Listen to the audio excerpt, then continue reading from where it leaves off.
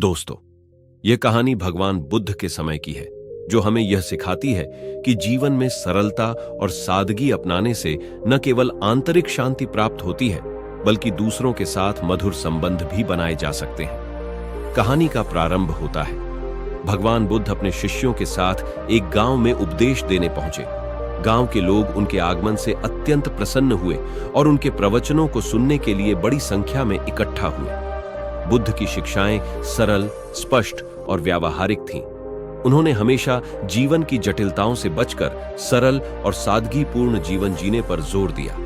गांव में एक व्यक्ति था जो बुद्ध के विचारों को समझने में रुचि रखता था, लेकिन स्वयं अहंकारी था। वह अपने ज्ञान और संपत्ति के कारण खुद को बहुत बड़ा विद्वान और श्रेष्ठ समझता था। उसने सोचा, यह साधारण सा साधु मुझे क्या सिखा सकता है? मैं उसकी परीक्षा लूंगा। विद्वान की चुनौती एक दिन वह व्यक्ति बुद्ध के पास गया और कहा, गौतम, मैं सुनता हूं कि आप महान ज्ञानी हैं। मैं एक सवाल पूछना चाहता हूं। यदि आप इसका उत्तर दे सके तो मैं आपकी शिक्षाओं को मानने को तैयार हो जाऊंगा। बुद्ध मुस्कुराए और बोले, पूछो। व्यक्ति ने अपनी मुट्ठी में एक पक्षी को छुपा लिया और बुद्ध से पूछा, बताइए, मेरे हाथ में जो पक्षी है वह जीवित है या मृत? उसका उद्देश्य बुद्ध को भ्रमित करना था। यदि बुद्ध कहते कि पक्षी जीवित है तो वह उसे मार देता, और यदि कहते कि मृत है तो वह उसे उड़ाकर बुद्ध को गलत सिद्ध कर देता। बुद्ध का उत्तर बुद्ध ने उसकी आंखों में देखा और शांत स्वर में बोले, यह तुम्हारे हाथों में है। व्यक्ति को यह उत्तर सुनकर आश्चर्य हुआ। बुद्ध ने न तो सही और न ही गलत कहा, लेकिन उनका उत्तर पूरी तरह सटीक था। यह उत्तर न केवल उस व्यक्ति की चालाकी को उजागर करता था, बल्कि उसे यह भी सिखाता था कि हमारे कार्यों और परिणामों का नियंत्रण हमारे ही हाथ में होता है। सरलता का संदेश बुद्ध के इस उत्तर ने उस व्यक्ति को झकझोर दिया।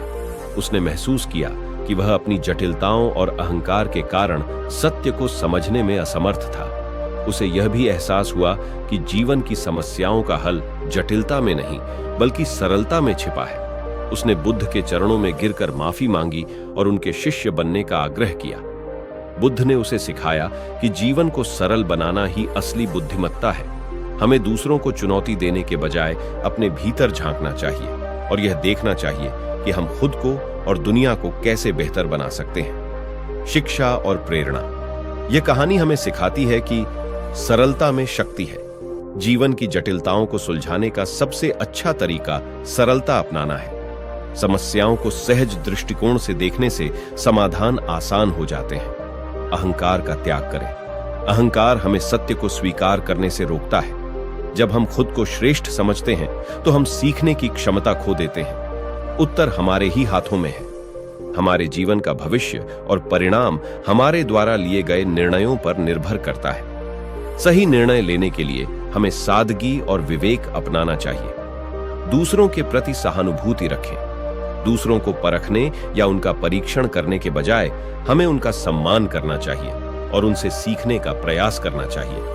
अंत में इस निष्कर्ष पर पहुंचते हैं, बुद्ध की इस कहानी का संदेश आज के युग में भी उतना ही प्रासंगिक है। हम अक्सर जीवन को जटिल बना देते हैं, जबकि वास्तविक आनंद और शांति सरलता में है। हमें चाहिए कि हम अपनी सोच और दृष्टिकोण में सरलता लाएं, क्योंकि यही वह मार्ग है जो हमें सच्ची खुशी और शांति की ओर ले जाएगा।